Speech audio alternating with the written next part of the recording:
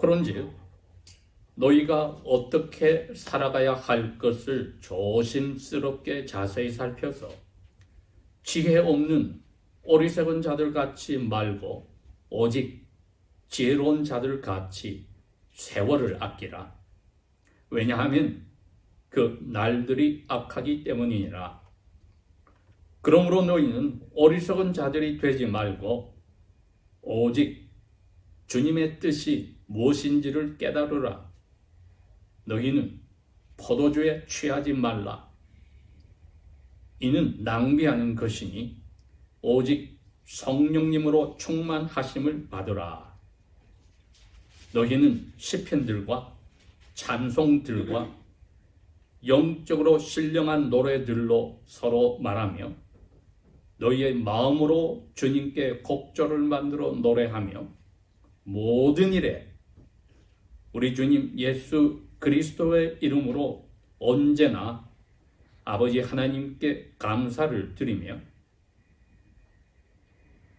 그리스도를 두려워함으로 너희는 서로에게 복종하도록 하라. 아멘.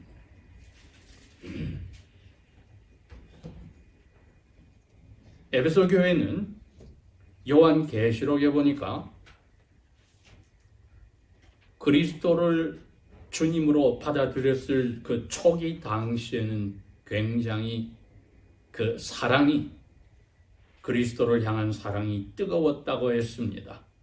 그런데 그리스도께서 천사를 보내어 사도 요한에게 그 교회 편지를 쓰라고 하셨을 때 그 내용을 보니까 그들이 열심은 있는데 주님을 향한 사랑이 어디선가 식어버렸다고 지적을 하신 교회입니다.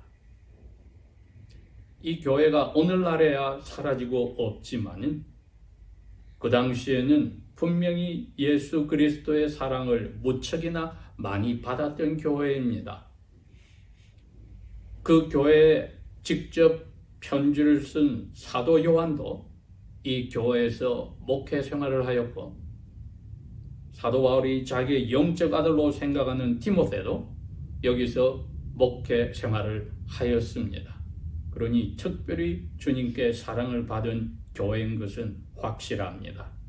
성령께서 이 교회에 사도 바울을 통하여 편지를 쓰게 하셔서 참된 교회의 모습이 무엇이며 또 교회 멤버들 간의 삶이 또 그들의 개개인들이 사회에서나 가족 간의 삶이 어떠해야 될지를 잘 설명을 해줍니다. 더군다나 여러 교회 편지를 많이 쓰셨지만 이 교회에 관해서는 편지를 쓰다가 갑자기 성령으로 마음이 울컥하여서 2번이나 중간에 그 교회를 위해서 기도하는 기도문도 들어 있습니다. 오늘 5장은 1절에서부터 시작하여서 읽어볼 때에 너희들이 한때는 어둠에 있는 사람과 같이 살았다. 그런데 이제는 너희들의 빛이 되어서 너희들을 통하여 어둠에 있는 사람들의 어둠의 잘못이 다 드러나게 하는 그러한 빛의 자녀들로 바뀌었다고 이야기를 해 줍니다. 즉 한때는 어둠의 자리에 있었지만 이제는 그리스도 예수 안에서 너희들이 빛이다. 그렇게 하고 15절에 그러므로 그런즉 이렇게 이야기를 하신 겁니다. 교회 멤버 한 사람 한 사람뿐 아니라 그 교회도 어두운 가운데 살면서 빛으로 나타난다고 하셨습니다. 그런즉 15절 너희가 어떻게 살아야 할 것을 조심스럽게 자세히 살펴서 지혜 없는 어리석은 자들같이 즉 어두움에 있는 어두움의 자녀들과 살지 말고 지혜로운 자들같이 세월을 아끼라. 제가 제목을 우리에게 주신 삶을 어떻게 사용할까 이렇게 했습니다. 근데 사도 바울은 지금 명령을 하셨거든요. 명령이지 않습니까? 살펴라. 지혜 있는 자들처럼 세월을 아끼라. 여기서 이 세월이라는 단어가 우리 한자를 우리 한글로 그대로 옮겨서 우리는 시간이라고 할 때 시간이란 각과 각 사이를 연결하는 그 duration, 기간을 시간이라고 합니다. 그러니 지금이 몇 시냐 할 때 몇 시간이냐고 우리가 하지 않지요. 한 포인트 점을 찍어서는 몇 시가 되지만은 그 시와 시사를 시간 전체를 우리가 이야기합니다. 여기 세월을 아끼라는 것이 시간을 이야기하는데 우리 사는 인생 시간을 이야기합니다. 지혜로운 사람으로 시간을 너희 삶, 하나님이 주신 삶 그 개개인의 살아가는 시간을 아끼라는 뜻입니다. 이게 마치 시장에 가니까 상인들이 좌판을 깔아놓고 너희들 이름을 다 붙여가지고 너희 시간을 파고 있어. 가서 너 이름 찾아서 너 삶의 남은 시간 그거 살아. 그게 원래 뜻하는 바입니다. 세월을 아끼다가 이제는 우리에게 다가오지요. 내 삶의 시간, 오늘부터 주님을 만날 때까지 그 시간을 아끼라는 말이 우리 한글로 표현을 했지만은 이게 원어의 표현은 제가 조금 전에 이야기했습니다. 사라는 것이었어요. 살아. 무엇을 가지고 삽니까? 이게 오늘 하시는 말씀입니다. 주신 삶을 어떻게 사용할까? 먼저 이 삶을 하나님께서 우리에게 무엇으로 너희들이 사야 할지를 가르쳐 줍니다. 가지고 있는 어리석음을 버려야 합니다. 내가 가진 욕심을 버립니다. 즉, 그것을 가지고 상인에게 다 주는 겁니다. 내 계획도, 내 지혜도, 내 경험도, 내가 가지고 있는 욕심도, 내가 가지고 있는 물질도, 가족관계도 모시고 다 상인에게 다 바칩니다. 그렇게 하고 내 삶을 주십시오. 하라는 뜻입니다, 이게. 그러니 하나님께로부터 내가 받은 것, 모든 것을 주기 전에는 내 삶을 내가 가질 수 없습니다. 나에게 주신 앞으로 남은 시간을 내가 이 세상에 살면서 신경 쓰고 있었던 것하고 바꾸기 전에는 살 수가 없다 이겁니다. 꼭 돈으로만 사는 게 아니라 돈뿐만 아니라 땅의 것에 신경이 가도록 하는 나의 삶 속에 있는 모든 것을 다 그 사람에게 상인에게 주고 내 삶을 사는 것이 세월을 아끼라는 뜻입니다. 이것보다도 더 정확한 그리스도인 개개인의 삶에 대한 목적이 어디 있습니까? 이제 저희들이 살아가는 그 삶은 나의 이 세상에 관계되어서 거기에 신경 썼던 모든 것을 다 주고 샀기 때문에 남은 건 뭡니까? 그것 가지고 위의 것을 생각하는데 살아야 되지 않습니까? 그렇죠?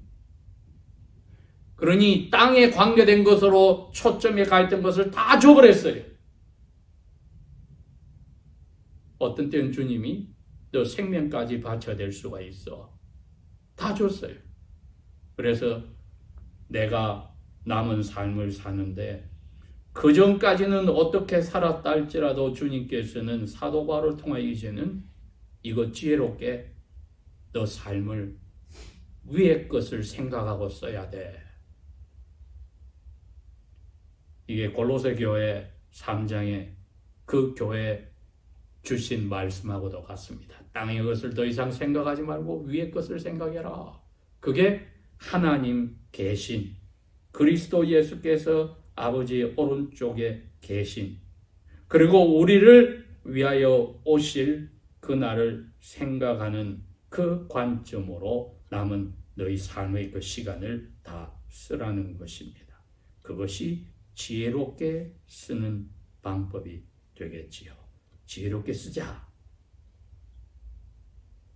땅에 관계된 것을 다 주고 내 삶을 사서 하늘의 것을 생각하는데 다 쓰는 것이 지혜롭게 쓰는 것이다. 그런데 16절 후반부에 이렇게 살지 않으면 너희들이 안 돼. 왜? 날들이 하루하루가 오늘에서는 그 뜻입니다. 하루하루가 악하기 때문이야. 사도 바울이 이 편지를 쓰셨을 때가 AD 한 55년에서 57년 사이일 겁니다.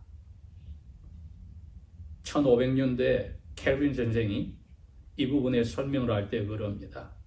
여러분, 우리가 지금 살고 있는 이 1500년대가 바울이 이 편지를 쓰실 때보다 적어도 100배 이상은 더 악하지 않습니까? 그렇게 이야기를 합니다. 그 당시는 모든 유럽의 나라들이 천주교라는 종교 속에 갇혀서 종교 생활을 하는데도 이분이 말하기를 1세기에 사도 바울이 있던 그야말로 천하가 로마 문화에 흥청망청하여 도덕이 타락하였을 때보다 100배 이상은 더 악하지 않습니까? 우리는 500년이 지나서 오늘날 다시 이야기할 수 있습니다. 우리의 지금의 날마다의 삶이 더욱더 악하여졌다. 왜? 사탄이 불타는 호수에 자기가 빠질 시간이 얼마 남지 않았기 때문에 발악을 합니다. 할 수만 있다면 하나님의 택하신 사람, the chosen one, the elect, 택자까지도 같이 꿰어서 유혹에 빠뜨려서 자기와 같이 불타는 호수에 넣으려고 부르짖는 사자처럼 다닌다는 것입니다. 그러니 우리보다도 정확하게 시간을 더욱더 자기가 그 불타는 호수에 들어갈 것을 아는 사탄이니 발악이 얼마나 심하겠는가. 그렇기 때문에 우리가 날마다 그러한 악한 세대 영향 가운데 살고 있다는 이유를 밝혀주신 것입니다. 사도 요한이 요한계시록을 써서 예수님의 말씀에 따라 편지를 할 때 그럽니다. 20장 10절 11절하고 14절 15절에 너에게 내가 말한다. 이 책의 예언의 말씀을 이제는 씨를 하지 마라, 닫지 마라. 왜? 때가 다 왔어. 불의를 하는 사람은, 악한 사람은 그대로 더 악한 일을 하고 더러운 사람은 그대로 더 더럽고 반면에 의로운 사람은 그대로 의를 행하고 거룩한 사람은 그대로 거룩하게 되리라. 이제 그야말로 어두움과 빛이, 어둠의 자녀들과 빛의 자녀들이 뚜렷하게 나타나는 마지막 중에 마지막의 세대 저희들이 살고 있으니까 이것을 생각하고 날마다 눈을 뜨고 잠을 잔다는 것은 우리에게 다 바쳐서 산 선물 받은 삶을 어떻게 사용하는가의 두 번째 내용입니다. 악하다는 것을 뼈저리게 저희들이 의식하고 살아야 한다. 특별히 사탄이 유혹하는 것으로 찾아오고 그 다음에 압박하는 것으로 찾아와서 어떻게 하든지 우리의 생각을 거기에 빠뜨리려고 하여서 자기와 함께 불타는 호수에 영원히 멸망하도록 꾀려 하는 것이니 악하다는 표현은 너무나 정확합니다. 그러니 지금 우리의 생각을, 마음을 힘들게 했던 지난 일주일 동안의 삶이나 지금까지 우리의 삶에서 힘들었던 것이 환경이나 사람이었다면은 여러분 거기에 초점을 둬서는 안 됩니다. 그 뒤에 사탄이 그 일을 하고 있습니다. 그래서 악한 겁니다. 특별히 우리가 택자이기 때문에 할 수만 있으면 우리를 꿰어서 데려가려고 사자처럼 부르짖고 있는 것이다. 그걸 저희들이 깨닫는 것입니다. 그러므로 17절 어리석은 자들이 되지 말고 오직 주님의 뜻이 무엇인지를 깨달으라. 이거는 긍정적인 생각입니다. 주님이 우리에게 이제 남은 삶을 살아라고 하셔서 우리가 순종하여서 예수 그리스도를 고백하고 또 지금까지 흥청망청 살았으면 정리하고 이제부터는 다시 주님을 위하여서 내가 살겠습니다 결심을 했는데 도대체 아버지께서 나에게 무엇을 원하실까? 예수님께서는 무엇을 원했습니까? 자기가 원하는 것은 아버지의 원하는 것을 그대로 다 끝내는 것이라고 했습니다. 우리도 아버지의 뜻이 우리에게 일을 주셨다면 그것을 끝내는 것이 내가 할 일이다. 그게 아버지의 뜻입니다. 내가 받은 것을 끝내는 것이 아버지의 뜻이다. 그런데 아버지의 뜻을 행할 때에는 기쁨이 있습니까? 억지로 합니까? 슬픔이 있습니까? 불평불만이 있습니까? 예수님은 기쁨을 가지고 했거든요. 그래서 18절, 19절에 말씀을 주신 겁니다. 아버지의 뜻을 따라서 우리가 살아간다고 할 때 기쁨이 있다. 구체적으로 무엇이었습니까? 예수 그리스도의 언행심사를 닮아가는 것이었죠. 이거보다 더 구체적인 목적이 없습니다. 그것이 하나님의 형상을 닮아가는 새롭게 거듭난 저희들의 삶의 목적이 되었습니다. 근데 이게 기쁨이 원동력입니다. 힘을 주시는 게 기쁨으로 시작하는 겁니다. 보십시오. 어둠의 사람들은 어떻게 기쁨을 누립니까? 포도주를 취해서 기쁨을 누립니다. 걱정, 근심을 포도주를 통해서 잊어버리고 기쁨을 누리려고 포도주를 마십니다.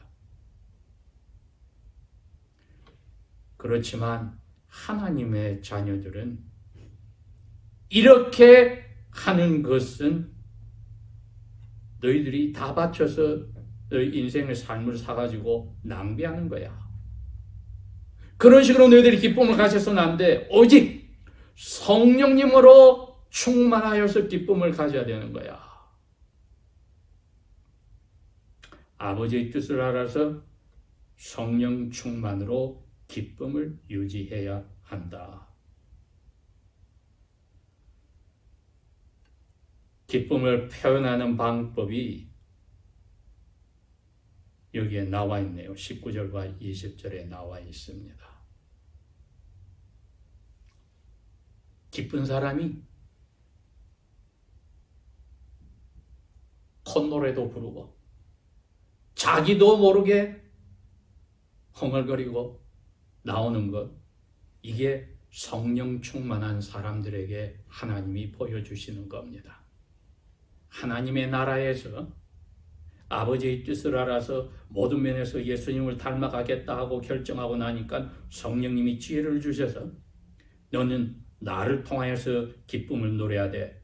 아버지의 뜻에 따르고 그리스도를 닮아가는 데서 기쁨을 누려야 돼 하니까 개개인이 이 일을 하는데 자꾸 어려움이 생기더라 이겁니다. 그래서 가족의 가정재단을 만들고 교회가 모여서 19절에 시편들을 하고 찬송들 하고 영적인 노래들로 서로 말하라. 그러니 가십도 아니고 뒤에서 다른 사람 험담하고 불평 불만하고 헐뜯는 것이 아니라 교회가 만났더니 기쁨의 표현을 시편과 찬송과 노래로 하더라. 시편들이야 당연히 다윗 왕이 대표적으로 악기에 맞춰서 성령께서 주신 선지자들의 시를 노래하는 것이요. 찬송은 주로 신약 성경에 나오는 세례요한의 아버지가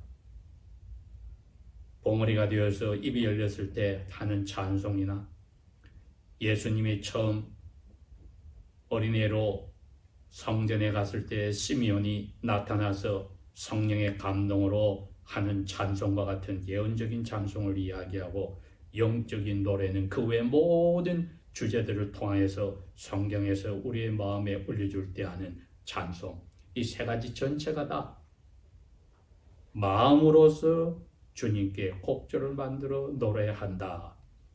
이게 하나님 앞에 교회의 모습이 되어야 하고 개개인의 그리스도인의 모습이 되어야 한다. 이게 빛을 나는 것이다. 우리가 영적인 이스라엘인이요 영적인 유대인이란 말이 바로 이겁니다. 유다란 말 자체가 찬송한다는 뜻입니다. 기쁨으로 노래한다. 그리스도인은 성령으로 충만하여서 기쁨으로 노래한다. 제가 사적인 자리에서 말씀을 드렸지 않습니까? 집안에 가능하다면 찬송으로 올리게 하라. 저 자신도 집을 떠날 때 찬송을 크게 틀어놓고 떠납니다. 들어올 때 찬송이 저의 마음을 먼저 사로잡는 기쁨을 맛봅니다. 저희들의 삶 속에 꼭 정해놓은 기도 시간과 찬송 시간이 아니라도 마음속에서 성령에 붙들렸을 때 이러한 시편들과 찬송들과 신령한 노래가 개인의 자리뿐 아니라 이처럼 예배하러 모였을 때 이것이 자연스럽게 이루어지는 것은 기쁨이 마음에서 저절로 솟아서 표현이 된 것이지요. 삶을 어떻게 사용할까? 기쁨을 하나님 앞에 찬송으로 사용한다. 그 다음에 20절에는 이제 기쁨을 표현하는 두 번째 요소가 찬송뿐 아니라 감사더라. 이 감사에는 기도까지 들어갔습니다. 빌립보 교회에 그렇게 이야기를 했잖아요. 모든 일에 걱정하지 마라. 걱정 대신에 감사함으로 너희 마음에 가지고 있는 그 문제를 아버지께 다 아뢰라. 바로 그겁니다.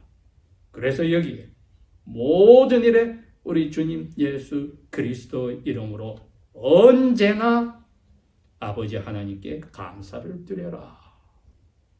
왜 그리스도 예수님이 등장을 합니까? 여기에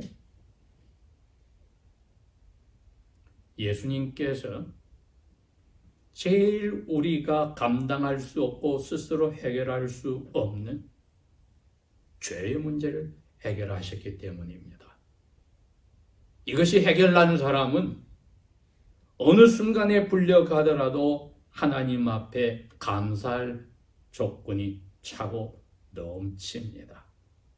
그래서 우리에게 일어난 무슨 일이 되었든지 하나님이 결국은 합력하여서 선을 이루시더라 하는 로마 교회 8장 28절에 쓰신 말씀이 그대로입니다. 예수 그리스도를 닮아가기 위해서 우리를 하나님의 아들 딸로 만들어 놓고 이런저런 일들을 우리에게 일어나게 할 때 우리가 걱정 근심도 할 필요 없고 불평불만을 하기 전에 하나님 앞에 주님 예수님을 닮아가는데 일이 왔으니 저는 마음의 걱정 근심 대신에 감사하고 일단 이 어려운 문제를 찬송으로 기도로 바치겠습니다. 그게 우리의 주신 삶을 어떻게 사용할까에 기쁨을 표현한 두 번째 방법이었습니다. 찬송하는 것과 감사함으로 기도하는 것이다.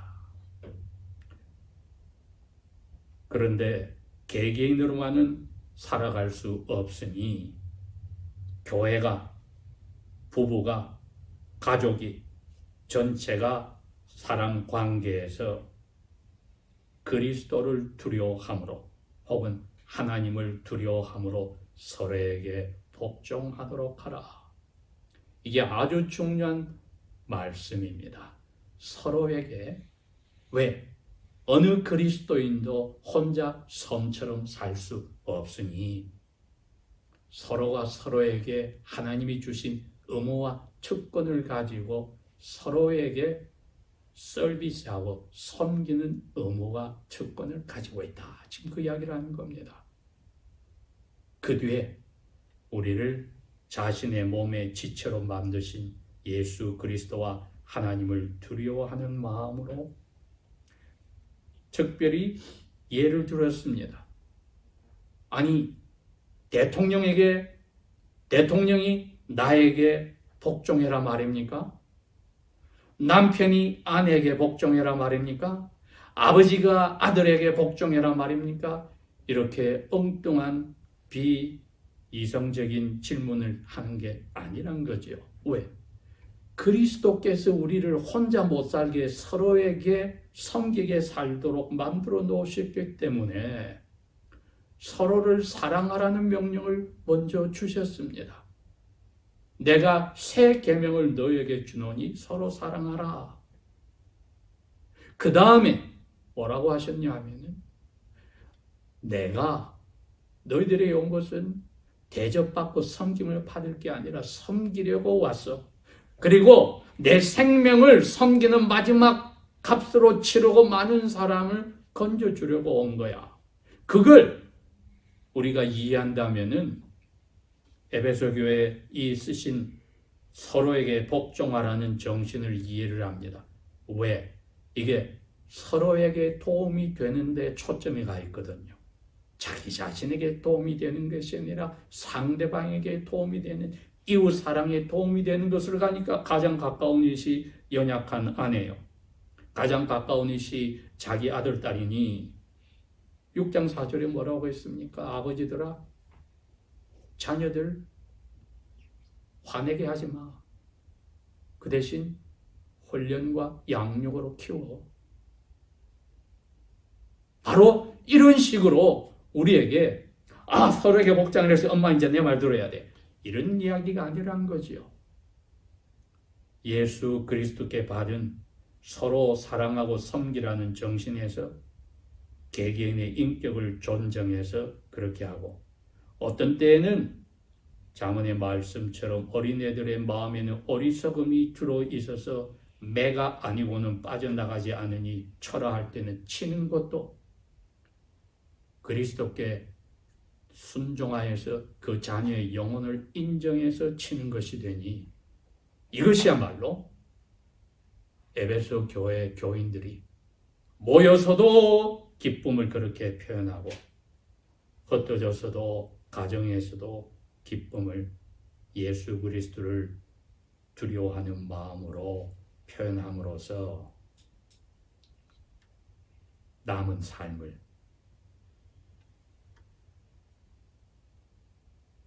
아버지 앞에 찬송과 감사로 사용합니다. 기도하겠습니다.